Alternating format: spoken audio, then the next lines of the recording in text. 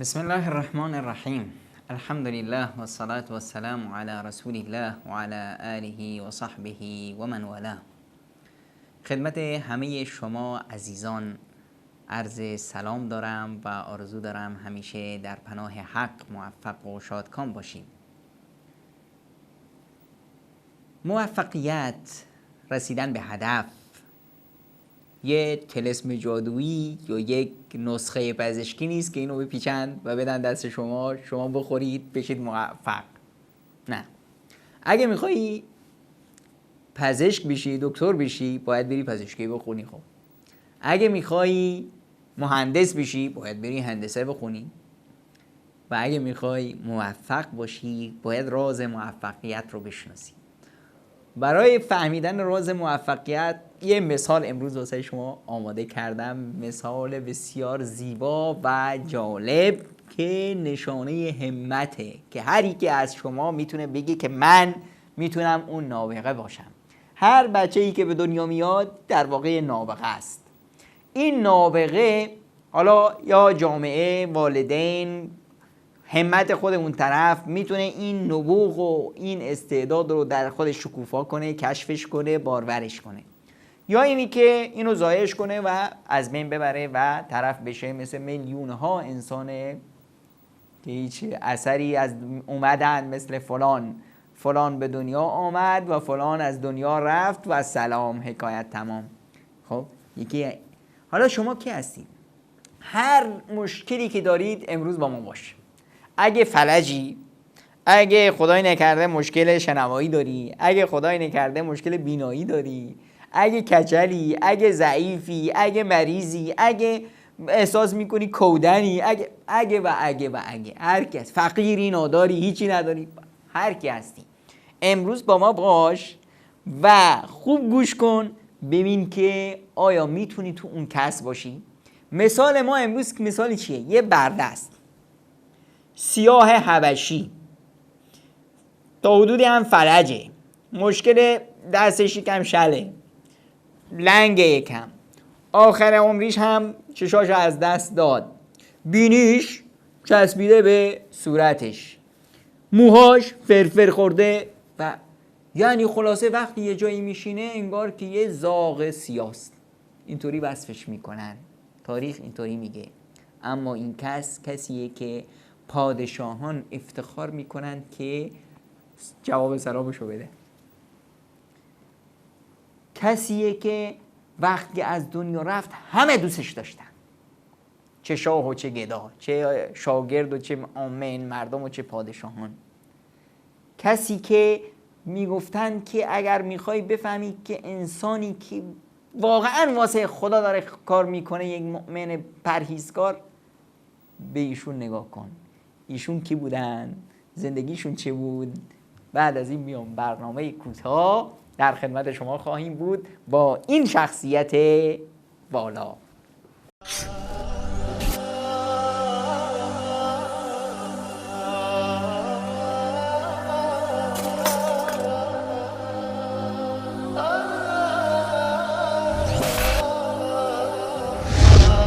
مثال حق، ندای حقیقت. حق از سوی پروردگار توست، بنابراین از تردید کنندگان مباش.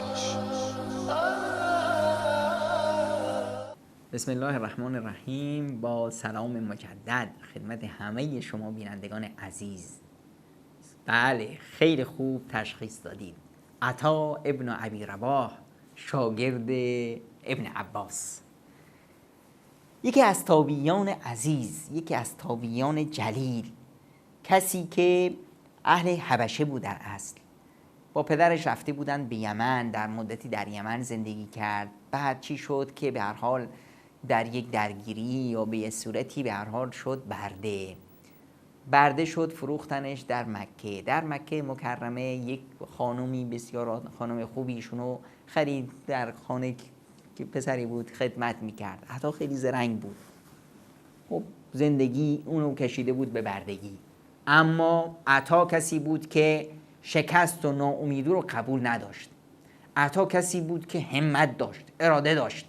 میگفت که من باید کسی باشم که روز قیامت وقتی جلوی پروردگارم میستم سرمو بالا بگیرم. باید کسی باشم. حالا من پیامبر خدا رو ندیدم، صحابه دارن واسه من تعریف میکنن، اما میخوام روز قیامت وقتی دستمو میذارم تو دست پیامبر خدا بگم منم همون کسی بودم که تو میخواستی یا رسول الله. این بود. عطا کسی بود که وقتی شاگرد ابن عمره، وقتی ابن عمر می اومد مکه واسه عمره، مردم جمع می شدن، می اومدن سوالی داشتن میپرسیدن، میگفت ای اهل مکه من تعجب میکنم شما دارید از من میپرسید و تو مکه عطا ابن ابی رباح هست. استاد اینطور از شاگردش ذکر خیر میکنه. 200 تا از صحابه پیامبر رو دید و در مجلسشون نشست. عطا کسی بود که بعد در هنگام بردگی وقتشو تقسیم کرده بود به 3 قسمت. یک قسمت کارای اون خانمه رو به بهترین وجه انجام میداد که دلشو شاد کنه، که نکشه جلوشو بگیره باز. یک قسمت از وقتشو برای عبادت و راز و نیاز و ساختن روحی روانی خودش، رابطهشو با خدا محکم کردن گذاشته بود. یک قسمت سومشو گذاشته بود واسه علم، آموزش علم و دانش. میدونید که قصه علم ابن عطا چطور بود؟ چطور به چه مرحله از علم و دانش رسیده بود؟ حالا این قصه رو گوش کنید. میخواد یه میان برنامه کوتاه باز ببینید و بیایید روی این قصه بفرمایید.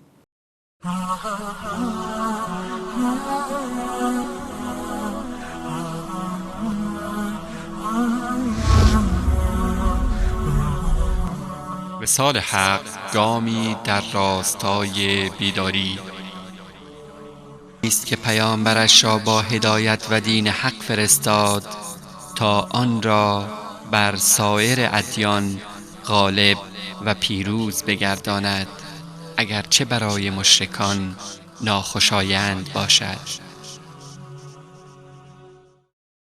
و عرض سلام مجدد. قصه چه بود؟ قصه ای که باستتون گفتم. بله، قصه سلیمان ابن عبدالملک. سلیمان ابن عبدالملک یکی از پادشاهان اموی اون زمان بود که واسه خودش کسی بود. اومده بود برای حج.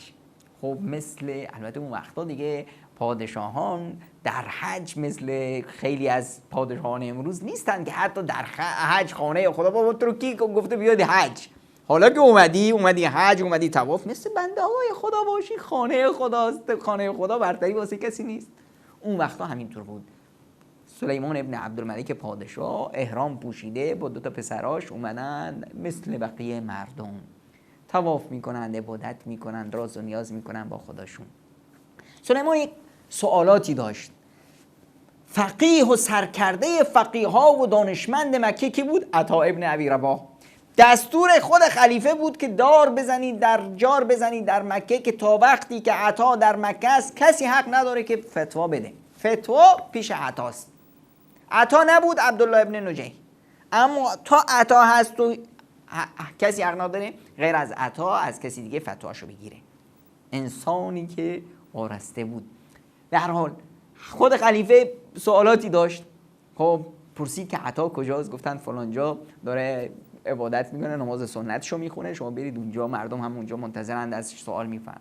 وقتی رفت اونجا عطا داشت نمازشو میخوند، نماز فارغ شد، بعد سلام علیکم با خلیفه برخورد کرد. اومدم یک موردی بود، گفتن که بله اگه مورد خاصی هست غیر از سوال و فتوا بفرمایید. اگر سوال هست باید منتظر باشید، کسایی قبل از شما اومدن. خیلی به اطرافیان خلیفه اونا خیلی برخورد، اما خب عطاست دیگه، عطا که نمیشه شوخی کرد. همین چهره‌ای که تصویرشو بهتون گفتم این عطاست. با علم و دانش چطور برخورد میکنه، عدالت برسرش هیچ مهم نیست، خلیفه هستی هر کی باشی. عطا خب سوال همه سوال کنندگان و همه کسایی که اومده بودن سوالاتشون پاسخ داد تا نوبت خلیفه رسید. خلیفه هم اومد سوالاتشو کردن، جواب هم گرفتن. خب بچهای خلیفه و اطرافیان خیلی داغ کرده بودن که این چه برخوردی بود. بعد که از اینجا رفتن خلیفه به بچه‌هاش گفت که بله ببینید پسرانم، در جلوی علم زانو بزنید، علم یاد بگیرید. کسی ما رو اینطور کوچیک نکرد مگر همین عطا، به خاطر علم و دانشش. به خاطر علم و دانشش بر ما برتری داره. پسرانم برید در پی علم و دانش باشید. علم و دانشه که انسان برده رو میاره بالای شاهش میکنه. علم و دانشه که انسان گمنام و نامدارش میکنه. علم و دانشه که از انسان کسی میسازه که دیگه نیاز به کسی نداره، اعتماد به نفس داره، اراده داره، ایمان داره، خداشو میشناسه، پیش خداش عزیزه، خدا اونو هیبت میده، همه احترامشو دارن، همه ازش میترسن. خلیفه از اینطوری باش برخورد کرد، اما نمیتونست چیزی بگه. عطاست این کسی که ببینید اون خانمه، همون خانمی که عطا بردش بود، خیلی خانم زرنگی بود. ببین وقتی این استعداد رو در این پسر دید گفت تو برو آزادی در راه خدا، برو در پی علم و دانش. و عطا شد سرکرده فقیهان و مفتی اعظم مکه مکرمه. 20 سال عطا در حرم میخوابید، در فکرش نبود، سختی و همه رو تحمل میکرد. واسه چی؟ واسه علم و دانش. پس اگر شما میخواید واسه آیندهتون کسی باشید، اگر میخواید اثر انگشتی رو تاریخ بذارید، اگر میخواید ستاره درخشانی به آسمون تاریخ باشید، این راهشه. گریه و نالیدن از وضع خودمون این راهش نیست. به سر و صورت خود زدن که من چونینم و اینو ندارم و اونو ندارم و فقیرم و فلانم، این راهش نیست. راهش اینه که بگی من میتونم و تو میتونی. خداوند در هر یک از انسانها اون قدرت‌هایی رو قرار داده که میتونه یک نابغه بشه، میتونه یک کسی باشه. این شخص با این وضعیت جسمانی، با این وضعیت تونست این عطا ابن رواح باشه. محمد ابن سوقه کسی بعضی اومده بودن به زیارتش، گفتن که یه چیزی پندی نصیحتی به ما بکن. گفت بذارید که از استادم عطا واسه شما بگم.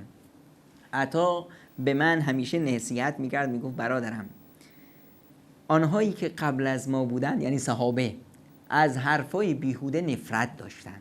از حرف بیهوده، از کارهای بیهوده دوری کن. گفتم که حرفای بیهوده دیگه چیه؟ گفت حرف بیهوده اون چیزی که از قرآن به دور باشه. حرف خوب همیشه خودتو مشغول قرآن کن، خوندن قرآن، تلاوت قرآن، فهمیدن قرآن. همیشه خودتو در گلستان نبوت باش، حدیث پیامبر رو بخون، یاد بگیر، بفهم. همیشه در پی امر به معروف و نهی از منکر باش. اگر حرفی زدی در اون چیزایی که نیاز خودت هست، نیاز آخرتت هست، نیاز دنیات هست باش. اون چیزی که غیر از ایناست از اون دوری کن. مگر نه این است که فرشتگان می نویسند؟ مگر نه این است که خداوند می فرماید و ان علیکم لحافظین کراما کاتبین؟ سوره انفطار. به روی شما کرام کاتبینی هستند که دارن می نویسند هر چی میگید. مگر نه این است که خداوند در سوره قاف می فرمایند اذ یتلقى المتلقیان عن الیمین و عن الشمال قعید ما یلفظ من قول الا لدیه رقیب عتید. ما یلفظ من قول، هیچ حرفی رو نمیزنه مگر اینی که رقیب و عتید دارد اونو یادداشت میکنن.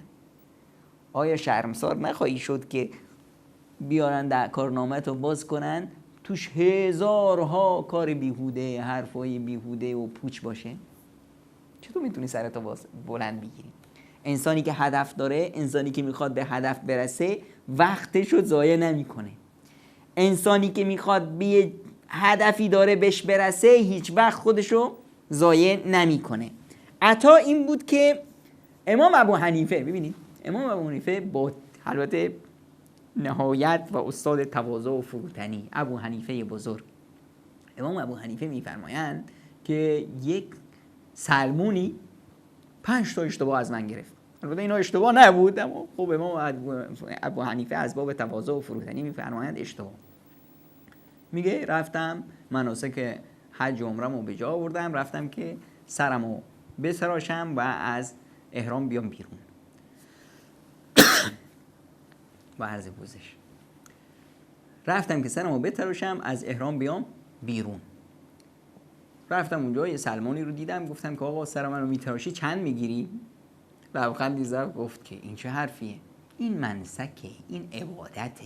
تو عبادت دیگه نمیگن چند میخری و چند میفروشی. بیا منم دارم عبادت خدا میکنم، تو هم عبادت خدا، سر تو میتراشم، هرچی دادی دادی. اون میگه خیلی به برخورد. اومدم سرمو گرفتم اینوری، گفت نه سر رو میگیری از طرف راست. طرف راست شروع کرد به تراشیدن سرم. بعد منم اینطور ساکت نشسته بودم، هیچ حرف نمیزدم. گفت که چرا حرف نمیزنی؟ تکبیر بگو، ذکر خدا بکن، تو در عبادتی. خب سرم تراشید، یه مبلغی بهش دادم، خواستم برم. گفت کجا؟ گفتم میرم خونم دیگه. گفت نه 2 رکعت نماز بخون بعد برو. من 2 رکعت نماز خوندم، بعد گفتم این حرفا یک سلمان نیست، سلمانی و این حرفا. اومدم بهش گفتم که این حرفای تو نیست، اینا رو کی بهت یاد داده؟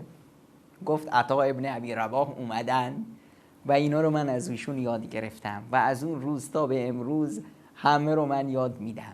عطا ابن ابی رباح استاد ابو حنیفه، استاد جعفر صادق و استاد خیلی از بزرگان دین. این بود عطا. 2 ویژگی مهم در زندگی عطا بود که باعث، خودش میگفت که باعث موفقیت هم شده. یکی اینی که هیچ وقت کنترل خودش و نفس خودش رو به دست گرفته بود.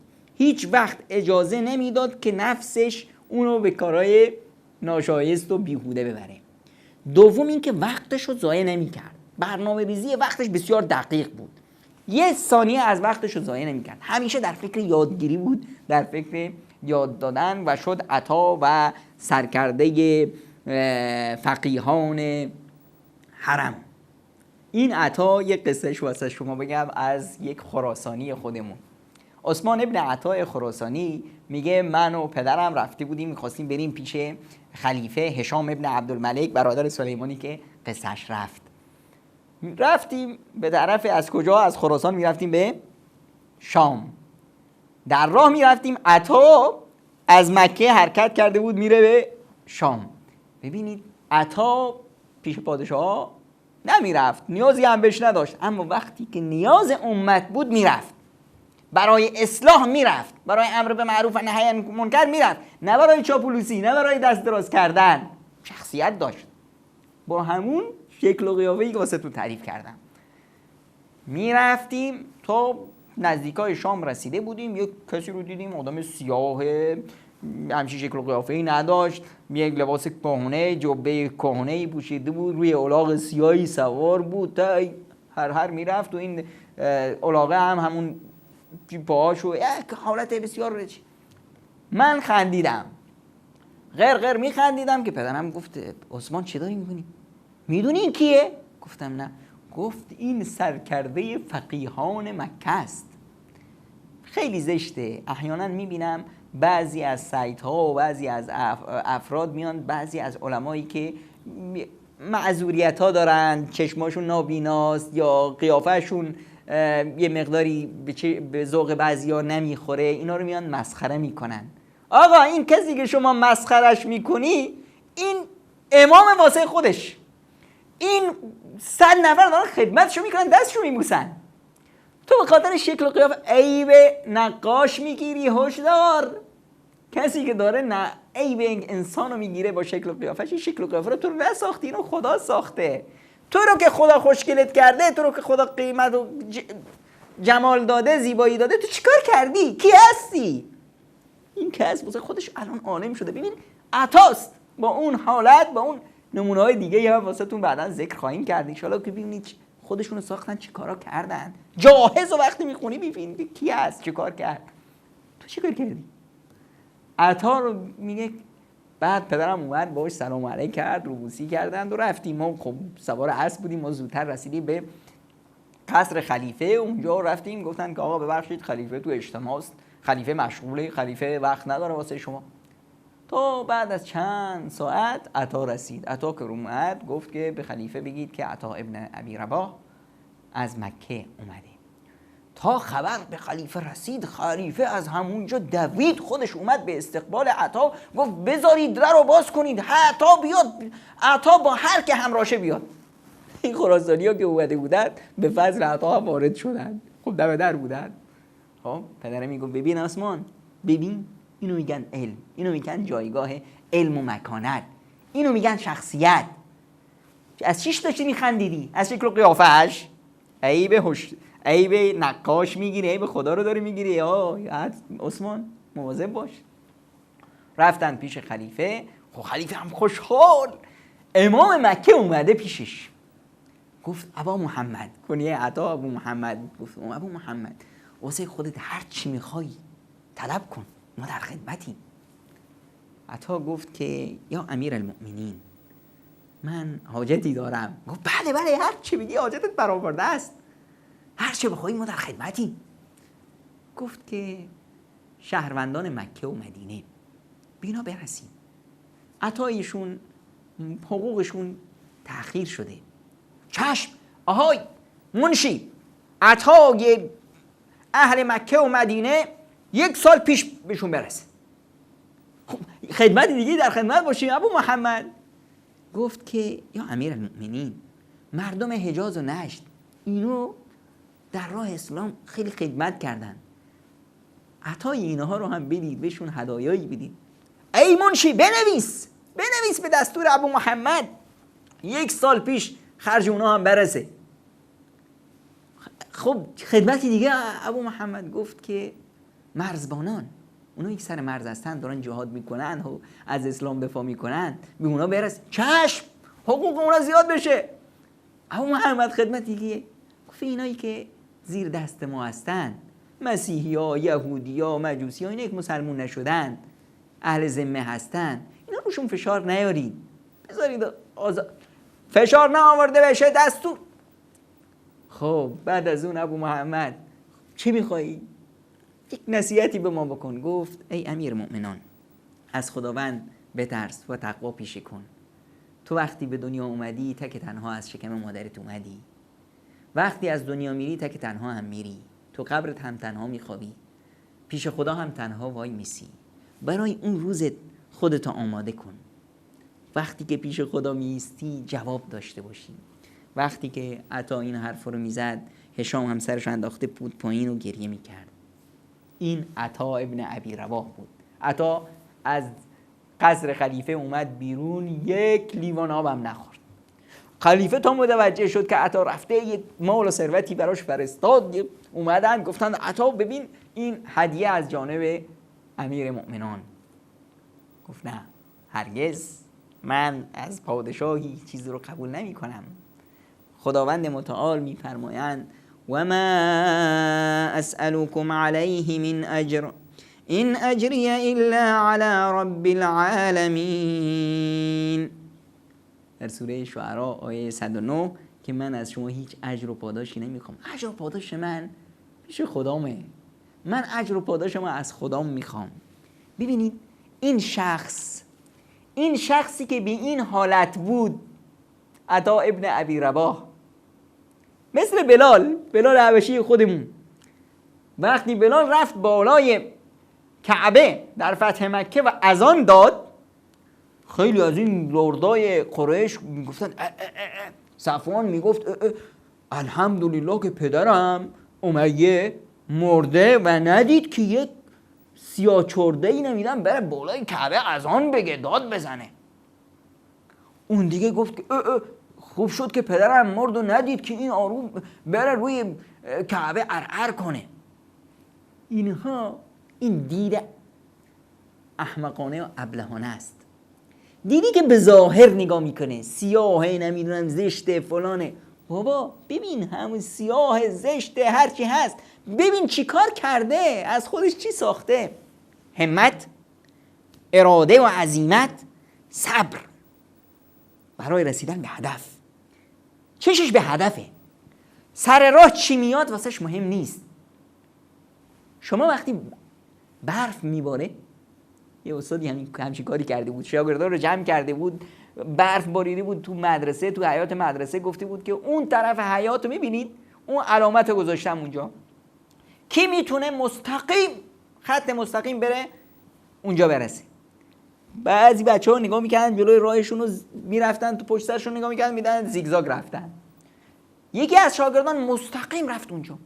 گفتن چطور تو راه مستقیم رفتی؟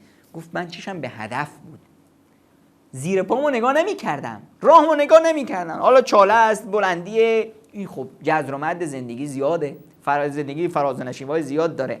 چشت به هدف باشه. میخوای چیکاره بشی؟ میخوای به کجا برسی؟ اینو بذار تو ذهنت، مستقیم برو به طرف هدف. حالا تو راه سختی میاد، فقر میاد، دوری میاد، از خانت دور میشی، شهری دیگه مجبوری بری، ظلم و ستم نظامی هست، نمیدونم ظلم و چپاول دزدا و آدمای موذی هست، حرفای برای همسایه هست، تو میخوای پزشک بشی، تو میخوای نمیدونم مخترع بشی، تو میخوای فلان بشی، مسخرت میکنن. اینا رو میذاری دو تا گوش خداوند واسه چی داده؟ یکی رو میشنوی، چیزی که مفید بود واسه خودت نگه میداری، چیزی که نبود خروجی میندازیش بیرون. هدف میذارید جلوی چشت و به طرف هدف میری، برنامه خودتو درست میکنی و میری به طرف برنامه و هیچ وقت عقب نشینی نمیکنی. هیچ وقت نمیگی که من نمیتونم. نه، تو میتونی. همونطور که گفتیم خداوند متعال در هر فرزندی که به دنیا میاد یک نابغه گذاشته، یک استعدادهایی گذاشته که این استعدادها باید شکوفا بشه. الان کسایی هستند که این استعدادها کشفش میکنن، میتونن شکوفاش کنن، کسایی هستند که ضایعشون میکنن. هر انسانی رو خداوند وقتی که خلق میکنه، کل مولود یولد علی الفطره، هر مولودی بر فطرت، بر توان کامل، استعدادهای کامل خلق میشه. بعد از اونه که جامعه میتونه اونو منحرف کنه، پدر و مادر میتونن اونو منحرف کنن. فابواه یهودانه او یمجسانه، پدر و مادرشن که اونو یا نصرانیش میکنن یا یهودیش میکنن یا مجوسیش میکنن، یا اون فضا رو به وجود میارن که این شکوفا بشه، به طرف فطرتش بره. شما عزیزم، اون چیزی که از پدر و مادر، از جامعه، از هر جا به ارث بردی، یک علامت استفهام بزرگی روش بذار و از خودت بپرس آیا این درسته یا نیست. میزان تو بذار قرآن پاک، میزان تو بذار. خدا وقتی که خداوند متعال ما رو خلق کرد، واسه ما یک کاتالوگ بفرستاد، کتاب راهنما، دفتر راهنما، که شما به این صورت میتونید به رستگاری برسید. همراه این کاتالوگ واسه ما چی فرستاد؟ پیامبر اکرم صلی الله علیه و سلم، الگو و نمونه. این الگو و نمونه رو باید جلو روی خودمون بذاریم. عطا نشد مگر اینکه چشش به رسول اکرم صلی الله علیه و سلم بود. میدونست که پیامبر چطور به طرف موفقیت رفت، ایشون هم همینطور راه موفقیت رو به پیش گرفت. اونایی که پیامبر را نمیشناسند، اونایی که رسالت پیامبر را نمیشناسند، اونایی که با مکتب پیامبر اکرم صلی الله علیه و سلم بیگانه اند، چطور میخوان به موفقیت برسند؟ رمز موفقیت یکی از مهره‌های اساسیش الگو برداریه. الگوی ما کیه؟ پیامبر خدا صلی الله علیه و سلم. کسایی که پیامبر را الگو گرفتن، عطا ابن ابی رباح شدن، نابغه شدن، واسه خودشون در تاریخ اسمی گذاشتن. تا روز قیامت ما در کتابای فقه و فتوا و فلان میخونیم که عطا ابن ابی رباح رحمت الله علیه فرمودند، عطا ابن ابی رباح رضی الله عنه فرمودند، عطا ابن ابی رباح خداوند شادش کنه، خداوند قبرشو نورانی کنه فرمودند. تا روز قیامت داریم واسهش دعا میکنیم.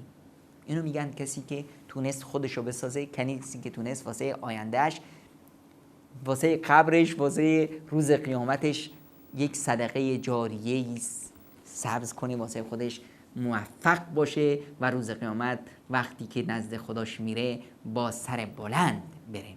دوستان عزیز، این عطا ابن ابی رباح بود، یک نمونه دیگه که ما ازش درسهایی رو برگرفتیم و امیدوارم که بتونیم با خوندن این قصه ها و این داستان های افراد برومند و دلیر و شجاعی که خودشون رو با همت و مردانگی به پیش بردن، خودشون و قدرت هایی که خداوند بهشون داده بود اونا رو کشف کردند و خودشون رو ساختن، بتونیم ما هم در این راستا گام هایی برداریم و بدون که هیچ وقت دیر نیست.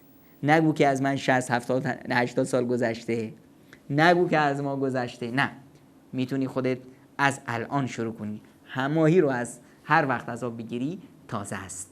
تازه باشید، شاد باشید، در پناه حق باشید. خدا یار و نگهدارتون باد و منو هم در دعاتون فراموش نکنید. تا دیداری دیگه همه شما رو به خدای بزرگ میسپارم. خدا یار و نگهبان همه شما باد.